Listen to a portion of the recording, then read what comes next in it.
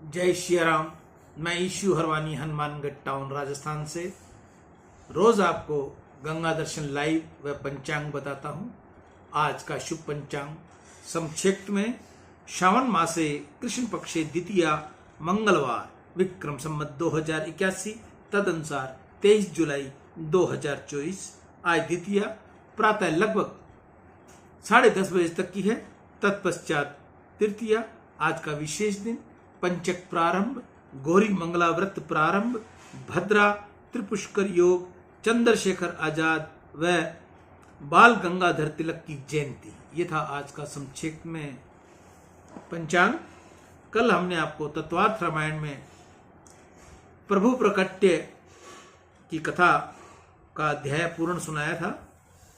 आज आगे की कथा बाल लीला, प्रभु की बाल लीला का प्रसंग। अध्याय 28। परमात्मा श्री राम अयोध्या जी में प्रकट हुए। परमात्मा का प्रकट्य मथुरा में अथवा अयोध्या में हो, उससे अपने को विशेष लाभ नहीं। परमात्मा अपने घर पधारे तो ही कल्याण है।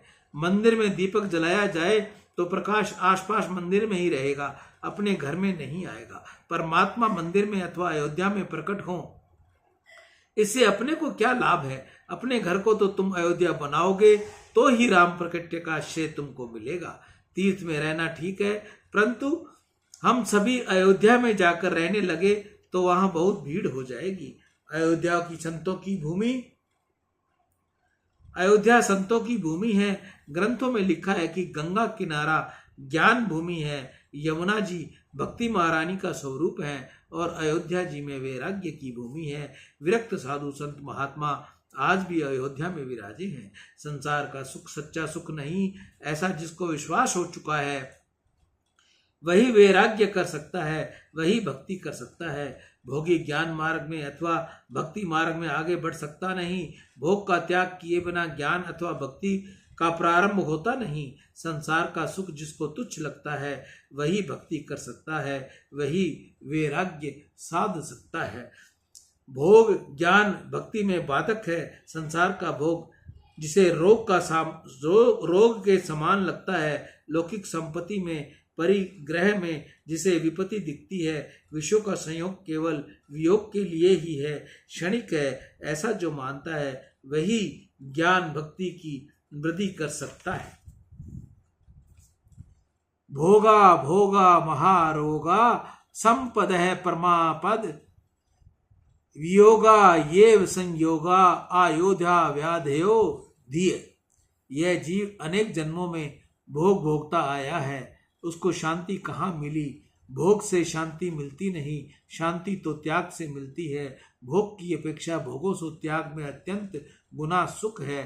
भोग में क्षणिक सुख है, त्याग में सदैव का अनंत सुख है। संसार का विषय जिसको मीठा लगता है उसको जीवन में संतोष नहीं। संसार का विषय जिसको मीठा लगता है उसके जीवन में संतोष नहीं। जीवन का विषय जिसको मीठा लगता है उसको वैराग्य नहीं। विषय अपने को छोड़कर जाते हैं तो दुख होता है, परंतु यदि हम समय समझकर छोड़ दें तो वैराग्य करें तो आनंद आता है। संसार सुख जब तक जिसको मीठा लगता है तब तक उसका ज्ञान कच्चा है, उसकी भक्ति कच्ची है। भक्ति का रंग लगे तभी संसारिक सुख पर घृणा आती है। परमात्मा के बिना सब कुछ निरर्थक है, ऐसा ज्ञान हुए बिना वैराग्य आता नहीं। संसार के विषय में वैराग्य न आए तब तक शुद्ध भक्ति का आरंभ होता नहीं, ज्ञान साधना का आरंभ होता नहीं। जब संसार के प्रत्येक विषय के प्रति वैराग्य आए तभी ज्ञान भक्ति का उदय होता है। संसार का विषय सुख स्वरूप नहीं, दुख स्वरूप है, क्षणिक है, असत है। चैतन्य परमात्मा आनंद स्वरूप है, वह एक ही सत है। सत असत का यह विशेष जागे तब वैराग्य होता है। वैराग्य बिना ज्ञान आता नहीं। वैराग्य फलम बोधो, ईश्वर के सिवाय सब कुछ तुच्छ है, ऐसा जो समझता है वही ज्ञान प्राप्त कर सकता है। ईश्वर के सिवाय संसार में जड़ पदार्थों में जिनको स्नेह होता है वह आत्मा को शरीर से पृथक देख सकता नहीं। देहात्मा संसित एव कामी, आत्मा को शरीर से पृथक देखता नहीं, वह संसार के भोग पदार्थों में फंसता है। भोग विलास में फंसा हुआ जीव ज्ञान मार्ग में चल सकता नहीं। वैराग्य बिना ज्ञान आता नहीं। वैराग्य बिना शक्ति, वैराग्य बिना भक्ति आती नहीं। वैराग्य से ही ज्ञान और भक्ति दृढ़ होती है। मनुष्य भक्ति करता नहीं, ऐसा नहीं, वह भक्ति करता है परंतु सतत भक्ति नहीं करता। उसको संसार के विषय दुख देने वाले होने पर भी मीठे ही लगते हैं। संसार के विषयों में मन से घृणा नहीं उपजती। वैराग्य, अयोध्या वैराग्य भूमि है। अयोध्या में रहकर भक्ति करे तो भक्ति दृढ़ होती है। अयोध्या अति दिव्य भूमि है। अयोध्या के साधु बहुत संतोषी हैं। अयोध्या के साधु कभी मांगते नहीं। उनकी ऐसी निष्ठा होती है कि सीताराम जी हमको देते हैं। वह फटी कोपिन पहनते हैं पर भूख लगती है तो सत्तू खाते हैं और संपूर्ण दिवस सीताराम सीताराम सीताराम ऐसा जप करते हैं। आंख ऊंची करके वे किसी के सामने देखते नहीं। पास में पैसा न हो, खाने को भी न हो, फिर भी मांगते नहीं। उनकी ऐसी भावना है कि सीताराम जी सबको हमको सब कुछ देती है। अगर कुछ मांगेंगे तो माँ के पास ही मांगेंगे। हमको किसी मनुष्य के पास जाकर मांगना नहीं है। दूसरे के पास जाकर मांगने से सीता माँ को बुरा लगेगा। श्री सीता माँ हमको जरूर देगी। संतों का दर्शन अयोध्या में जैसे होता है वैसा अन्य किसी जगह नहीं होता। भगवान अनुकूलता दे तो अयोध्या में जाकर रहना, परंतु अधिक उपयुक्त तो यह है कि तुम अपने घर को ही अयोध्या बनाओ। अयोध्या शब्द का थोड़ा विचार करो। जहाँ युद्ध नहीं उसे अयोध्या कहते हैं। युद्ध न भावतीत अयोध्या। जहाँ युद्ध नहीं, जहाँ वैर नहीं, जहाँ विकार नहीं, जहाँ मेरा तेरा नहीं, जहाँ कपट नहीं, जहाँ दंभ नहीं, जहाँ केवल शुद्ध प्रेम, जहाँ शुद्ध प्रेम हो वहीं परमात्मा प्रकट होते हैं। वैर और वासना तन को बिगाड़ते हैं, मन को बिगाड़ते हैं। अपने तन मन को अयोध्या बनाना हो तो ऐसा दृढ़ निश्चय करो कि आज से मेरा कोई शत्रु नहीं। मेरा किसी ने कुछ बिगाड़ा नहीं। मुझे किसी ने तनिक भी दुख दिया नहीं। मेरे दुख का कारण मेरे ही अंदर है। मेरा समय का अज्ञान ही है। अधिकतर मनुष्य अज्ञान से दुखी होता है। समझदारी में सुख है और अज्ञान में दुख है। अज्ञान से ही वैर और वासना जागते हैं। मानव ऐसी कल्पना करता है कि अमुक व्यक्ति ने मुझे दुख दिया है। वह कल्पना खोटी है। दुख मनुष्य के समय के कर्मों का फल है। कोई किसी को सुख देता नहीं, कोई किसी को दुख दे सकता नहीं। संसार कर्म भूमि है। किए हुए कर्म का फल भोगने के लिए यह जन्म मिला है। करेले का बीज बोएं और केले की आशा रखें, यह असंभव है। मनुष्य ने समय को जो बोया है वही उसे काटना है। इस जगत में कोई किसी का कुछ बिगाड़ नहीं सकता। तुम जगत में किसी के लिए भी कुभाव न रखो। सब में प्रभु का दर्शन करो। ज्ञान मार्ग में ज्ञानी पुरुष ईश्वर के अलावा अन्य सब मिथ्या है ऐसा समझकर सबका मन से त्याग कर देते हैं। ज्ञानी पुरुष की ऐसी निष्ठा है कि ईश्वर के अलावा जो कुछ भासता है वह क्षणिक है, मिथ्या है, सब खोटा है। ऐसा बोलना सरल है परंतु समझना बहुत कठिन है। साधारण मनुष्य की ऐसी समझ होती है कि जो कुछ दिखता है सच्चा है। जगत दिखाई देता है और जो दिखाई देता है उसे खोटा किस प्रकार समझा जाए।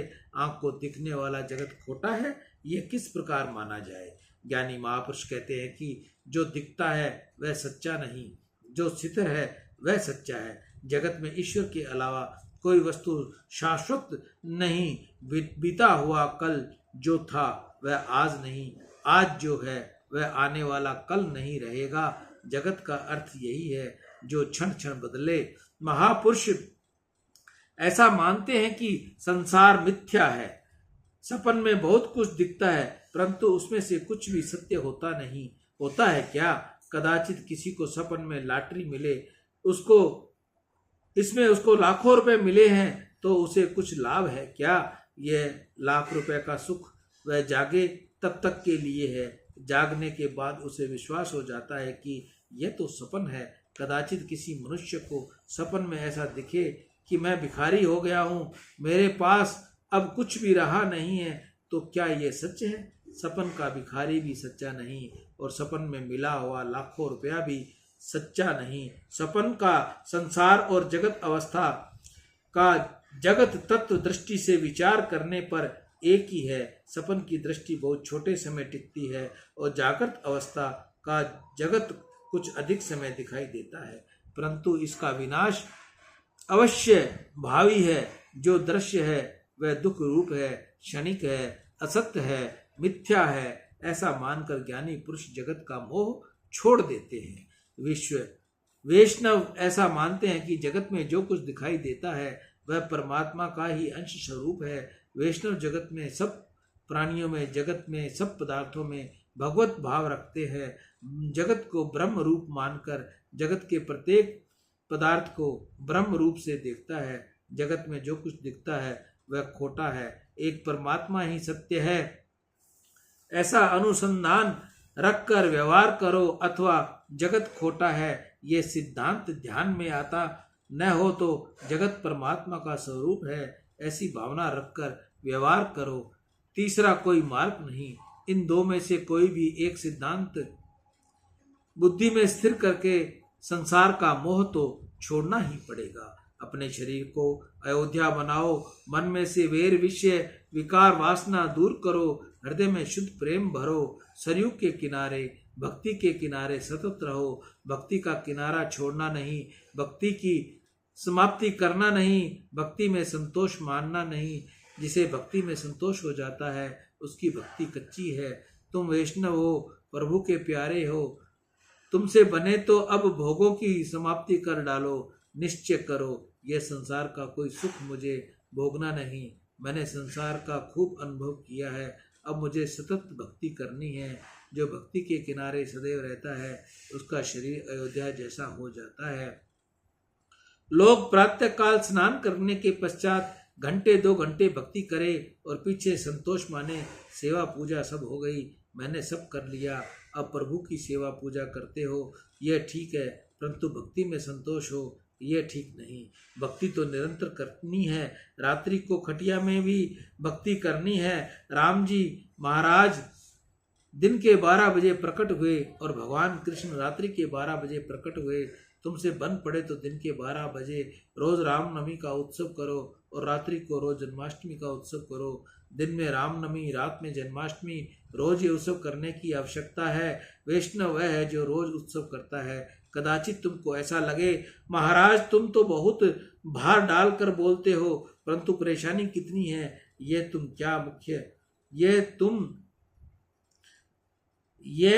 तुम क्या जानते हो। रोज रामनवमी करनी है, रोज जन्माष्टमी करनी है। अरे उस सब में पैसा मुख्य नहीं, मुख्य प्रेम मुख्य है। भक्ति में धन मुख्य नहीं, प्रेम मुख्य है। अतिशय गरीब वैष्णव हो वह भक्ति कर सकता है, प्रेम में उत्सव मना सकता है। रोज 2 समय उत्सव करो, दोपहर खाने से पहले और रात्रि को सोने से पहले। दिन में 12 बजे के बाद भूख लगती है और भूख लगती है तब लोग भगवान को भूल जाते हैं। आज यहाँ से 12:30 बजे पीछे घर जाकर फलहार किया, उस समय ठाकुर जी का स्मरण किया था क्या? कितने ही तो जमी कंध पर टूट पड़े होंगे, पत्नी से कहा होगा जल्दी लाओ बड़ी भूख लगी है। ऐसे में परमात्मा कहाँ से याद आएंगे। शास्त्र में लिखा है खाने से पहले ज्यादा नहीं तो 10 मिनट के लिए ही भगवान का स्मरण करो। तुम खाना प्रारंभ करना नहीं, खाने से पहले ऐसा अनुसंधान रखो कि ठाकुर जी ने यहाँ मुझको दिया है, मेरे अन्नदाता भगवान श्री राम है, श्री कृष्ण है। परमात्मा के नाम का थोड़ा जप करो। शास्त्र में तो ऐसा लिखा है कि तुमको कोई भगवान का प्रसाद दे तो प्रसाद भी मन से अपने ठाकुर जी को अर्पण करके पीछे लो, प्रभु ने मुझे दिया है, ऐसी भावना रखो। भोजन से पहले भगवान से कहो आपकी कृपा से मुझे सब प्राप्त हुआ है, आपने ही मुझे ये दिया है, ये अन्न पेट में गए पीछे मेरा मन बिगड़े नहीं, मैं सतत आपकी भक्ति करूं, मुझे आपके चरणों में आना है। पेट में अन्न जाने के बाद कुछ रजोगुण आता है, मन चंचल होता है, शरीर में जड़ता आती है, अन्न में रजोगुण उत्पन्न करने का दोष होता है। परमात्मा की प्रार्थना करते हुए जो भोजन करता है, प्रभु का स्मरण करते हुए जो जीवता है, उसे यज्ञ का पुण्य मिलता है। भोजन यज्ञ है, पेट में अग्नि है, अग्निदेव को आहुति देनी है। ब्रह्मार्पण ब्रह्मवीर ब्रह्मणो ब्रह्मणाहुतम ब्रह्मे ते तन्यवे ब्रह्म कर्म समाधिना। प्रभु का स्मरण करते करते भोजन करो तो भोजन भी भक्ति है। भोजन करते समय दृष्टि परमात्मा में रखोगे तो भोजन भी भजन है। जीमते समय नजर अंदर रखो, परमात्मा में रखो, यह कार्य में परमात्मा का अनुसंधान रखो। मध्य काल में भूख प्यास में जीव ईश्वर को न भूले, ईश्वर का स्मरण रखे। इसलिए राम जी मध्याह्न काल में प्रकट हुए। दिन के समय राम जी की सेवा करो, रात्रि के समय कृष्ण की सेवा करो। परमात्मा को हृदय में प्रकट करो। रात्रि को सोने से पहले भी उत्पन्न करो, भक्ति करो। मध्य रात्रि के समय मनुष्य को जब थोड़ी निवृत्ति मिलती है, उस समय वह कामाधीन बनता है। पूर्ण दिवस में मनुष्य किसी भी प्रवृत्ति में होता नहीं। प्रवृत्ति के समय काम इसको मारने आता नहीं। इसको जहाँ निवृत्ति मिली कि काम उसकी छाती पर बैठ जाता है। रात्रि के समय मनुष्य कामाधीन होकर ईश्वर को न भूले, इसलिए श्री कृष्ण मध्य रात्रि में प्रकट हुए हैं। मध्याह्न काल में अयोध्या में प्रभु का प्रकाट्य हुआ है। श्री रघुनाथ जी दशरथ महाराज के महल में पधारे हैं। दशरथ शब्द पर थोड़ा विचार करो। पंच ज्ञानेन्द्रियां, पंच कामेंद्रियां, ये 10 इंद्रियां रूपी घोड़े हैं। शरीर रथ है, आत्मा रथी है, रथ का मालिक है। बुद्धि रथ को हाँकने वाला सारथी है। इंद्रियां घोड़े हैं, इंद्रियों को नियता मन लगाम है। शब्दादि विषयों में अलग अलग मार्ग हैं। संसार के सुंदर विषय दिखे कि ये इंद्रियां रूपी घोड़े उनके पीछे दौड़ते हैं। इन 10 इंद्रियों रूपी घोड़ों को जो काबू में रखे, उसका शरीर रूपी रथ सीधा चलता है। तुमको जाना है प्रभु के चरणन में, प्रभु के घास में, धाम में। प्रभु तुम्हारा रथ कहाँ जाता है? तुम्हारी इंद्रियां सभी घोड़े तुमको कहाँ खींच कर ले जाते हैं? परमात्मा के चरणों में जाना हो तो प्रभु की भक्ति करनी पड़ेगी। जो इंद्रियों के अधीन है, जो इंद्रियों को काबू रख सकते नहीं, वह परमात्मा की भक्ति क्या कर सकते हैं? वह परमात्मा के चरणों में कहाँ से जा सकते हैं? ये इंद्रियां ही मनुष्य की शत्रु हैं और ये इंद्रियां ही मनुष्य की मित्र हो सकती हैं। ये जीव इंद्रियों के अधीन बनता है तो इंद्रियां शत्रु पक्ष की हो जाती हैं, परंतु इंद्रियां जब जीव के अधीन रहती हैं तब ये मित्र बनती हैं। आत्मा इंद्रियों के मालिक हैं, स्वामी हैं। तुम बोलते हो कि मेरी आँख, मेरे कान, तुमको जहाँ जाना हो वहाँ तुम्हारी आँख जाती है, तुमको जहाँ जाना नहीं वहाँ तुम्हारे आँख नहीं जाती। इंद्रियां नौकर हैं, तुम मालिक हो। जो नौकर के अधीन रहता है उसे नौकर बहुत रुलाते हैं। परमात्मा को जो शरीर रथ का मालिक बनाता नहीं, उसे शरीर रथ की मालिक की बन इंद्रियां बैठती हैं। मन इंद्रियां मालिक बनकर बैठ जाए तो जीव रथ को गड्ढे में डाल देती हैं। इंद्रियों के दास बनोगे तो भक्ति कर सकोगे नहीं। इंद्रियों के दास भगवान की भक्ति कर सकता नहीं। इंद्रियों के गुलाम को ईश्वर का स्वरूप का ज्ञान होता नहीं, ईश्वर का दर्शन होता नहीं। इंद्रियां भोग साधन नहीं, भक्ति का साधन है।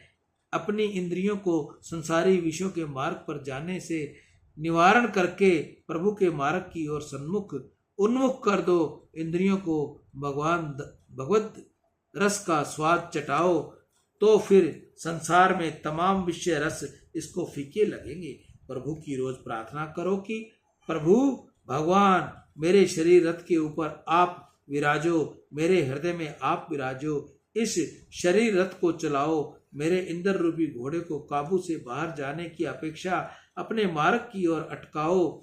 मैंने अपने शरीर रथ की लगाम तुम्हारे हाथ सौंपी है। इंद्रियों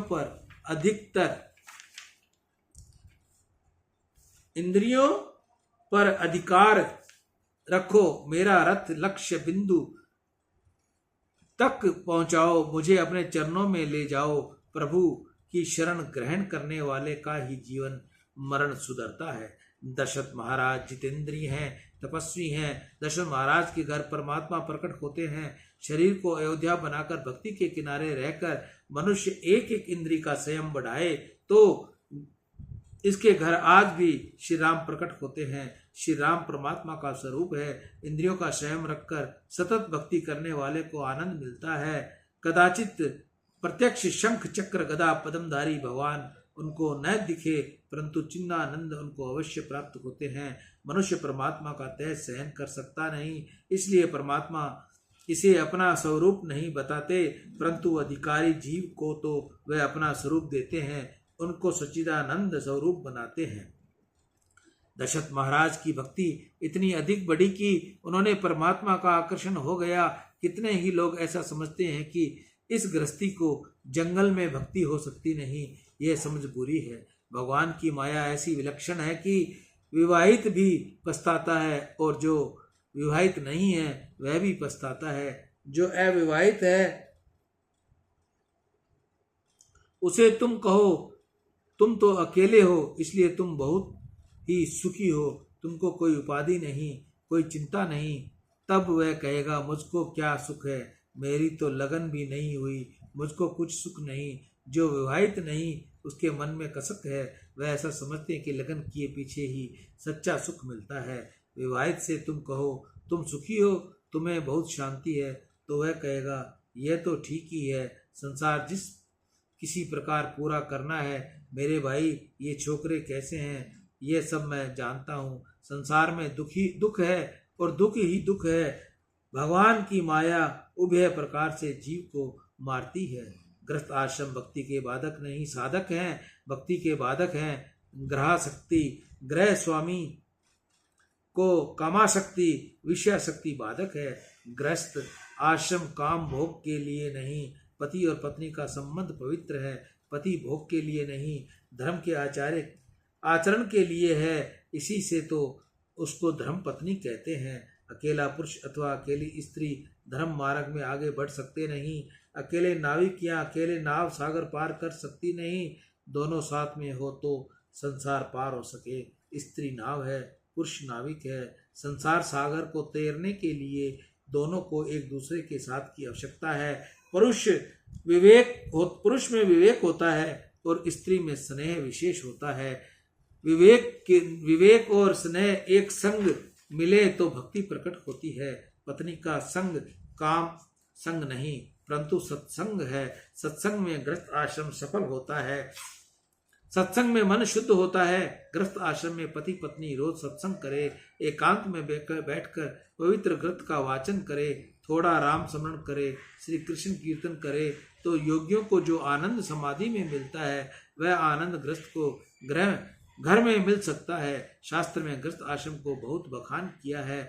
महात्मा तो यहाँ तक कहते हैं कि गृहस्थाश्रमी का आनंद अनेक प्रकार योगियों के आनंद से भी श्रेष्ठ है। घर छोड़ने वाले को ही भगवान मिलते हैं ऐसा नहीं है। घर में रहकर जो पवित्र और सदाचारी जीवन व्यतीत करे तो घर में रहकर भी भगवान मिलते हैं। विकारों के वश में न रहते हुए घर में रहे तो भक्ति में घर बाधक होता नहीं। 6 शत्रु 6 विकार अर्थात काम क्रोध लोभ मोह मद और मत्सर जिसने जीत लिए हैं वह चाहे गृहस्थ आश्रम में रहे या अथवा वन में रहे एक समान ही है। जिसके मन में विकार है, राग देश है, काम क्रोध है, वह वन में जाएगा तो भी ये विकार वहां भी उसको त्रास देंगे। वन में भी वह मनुष्य पाप करेगा, परंतु जिसने विकार जीते हैं, अपनी इंद्रियों पर जिसका पूर्ण अधिकार है, भोग में जिसको आसक्ति नहीं, जो स्वयं में रहता है, सधर्म का पालन करते हुए जो समस्त व्यवहार दोष रहित करता है, उसका घर ही तपोवन बनता है, अयोध्या बनता है और वहीं राम जी प्रकट होते हैं। नंद यशोदा जैसे गृहस्थ आश्रम हो, दशरथ कौशल्या जैसे गृहस्थ आश्रम हो तो आज भी परमात्मा प्रकट हो सकते हैं। शास्त्र में संन्यास की बहुत बड़ी महिमा बताई है। संसार में सर्वमुख का त्याग करके परमात्मा के लिए ही जो जीते हैं वही विरक्त साधु सन्यासी महात्मा श्रेष्ठ हैं, वंदनीय हैं। यह ठीक है, परंतु किसी सन्यासी के आश्रम में किवा मठ में भगवान का अवतार हुआ है ऐसा कहीं लिखा नहीं। भगवान के जितने अवतार हुए हैं वह समस्त ग्रस्त के घर ही हुए हैं। भगवान को ग्रस्त बहुत रुचता है। ग्रस्त आश्रम अति सुंदर है। ग्रस्त आश्रम में मानव सावधान होकर भक्ति करे तो उसे भगवान मिल सकते हैं। साधु सन्यासी ब्रह्म का चिंतन करते करते ब्रह्म रूप होंगे, परंतु ग्रस्त आश्रम में धीरे धीरे स्वयं बढ़ाए, सत्संग करके भक्ति में जीवन बिताए तो वह ग्रस्त भगवान को बालक बनाकर गोद में खिलाता है। सियावर राम जय जय राम, मेरे प्रभु राम जय जय राम। जय मंगल भवन अमंगल हारी, द्रवौ सुदशरथ अजर बिहारी। दीन दयाल विरुद्ध संहारी, हरहु नाथ मम संकट भारी। बाल लीला के प्रसंग को एक बार हम यहीं विश्राम देंगे। कल हम बाल लीला का आगे का प्रसंग आपको सुनाएंगे। मैं ईशु हरवानी, हनुमानगढ़ टाउन, राजस्थान से सभी माताओं बहनों से मेरी प्रार्थना, मेरा निवेदन कि जिस माता बहन के घर तुलसी का पौधा है और उसने बहुत सालों तक उस तुलसी के पौधे की सेवा की है, उसकी पूजा अर्चना की है, आज किसी कारण से वह पौधा मुरझा गया और वो विसर्जन हो गया, तो मेरी उन माताओं बहनों से प्रार्थना है उस पौधे को बाहर न फेंके, उसे कहीं ना भेजें। उस पौधे को निकाल कर साफ सुथरा कर, उस डंडियों को नहलाकर अच्छे साफ पानी से साफ कर, साफ कपड़े में पलेट कर उसको मंदिर में रखे, उसकी पूजा करे। वो उतना ही उपयोगी है जितना पहले था। अगर आप माता बहन चाहें कि इस काष्ठ से मैं आपको तुलसी की माला बनाकर दूं, तो ये काष्ठ आप मुझ तक भेजिए, मैं आपको इसकी माला बनाकर दूंगा। माला बनाने का किसी प्रकार का कोई चार्ज व शुल्क नहीं है। माला के लिए जो काष्ठ आप मुझे भेजोगे और जो माला मैं यहाँ से भेजूंगा, उसका आने जाने का कोरियर आपका रहेगा और माला का कोई बनाने का शुल्क नहीं रहेगा। ईशु हरवानी, हनुमानगढ़ टाउन, राजस्थान। राम।